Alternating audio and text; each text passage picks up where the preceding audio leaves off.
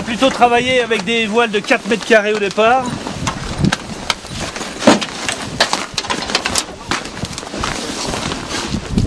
Des voiles, du vent, pas trop, un ciel bleu, un endroit dégagé et bien sûr de la neige. Et c'est parti pour une séance d'initiation au snowkite avec l'association Boulder. Belles images en perspective, mais car il y a toujours un mais.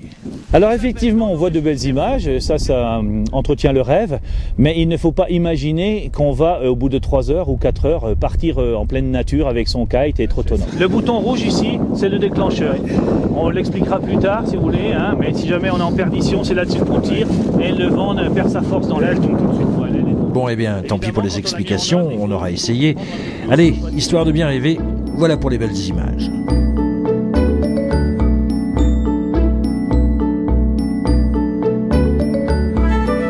Un adepte du snowkite qui maîtrise plutôt pas mal son sujet, mais pour en arriver là, l'équilibre est déjà primordial. C'est l'équilibre avec la glisse. Si on est en snowboard, c'est encore plus compliqué, c'est pourquoi il convient de démarrer absolument avec des skis, pour avoir un meilleur équilibre. Et les premières heures se feront même sans ski, question de sensation. Trop loin, tu dois jamais dépasser la moitié guide. D'accord ? Les passionnés de cette discipline sont aujourd'hui plus nombreux que les parapentistes, mais pour un apprentissage correct, entendez un max de plaisir, comptez 8 à 12 heures d'initiation, et pour Guy, c'est la 2e fois seulement, mais la motivation est bien là. Je vieillis et je veux découvrir beaucoup de choses.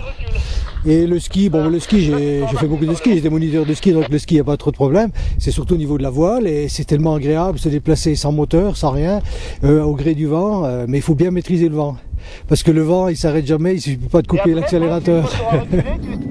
Dans les Vosges, pour la discipline, on est plutôt privilégié avec désormais 3 sites conventionnés, ici au Kastelberg, sur la route des Crêtes, au Markstein également, et celui de la Roche de Minuit, au col du Brabant, situé sous la zone nuageuse, proche de la station de ski, avec des vents beaucoup moins forts, idéal quand Éole se met à souffler sur les crêtes à plus de 80 km/h.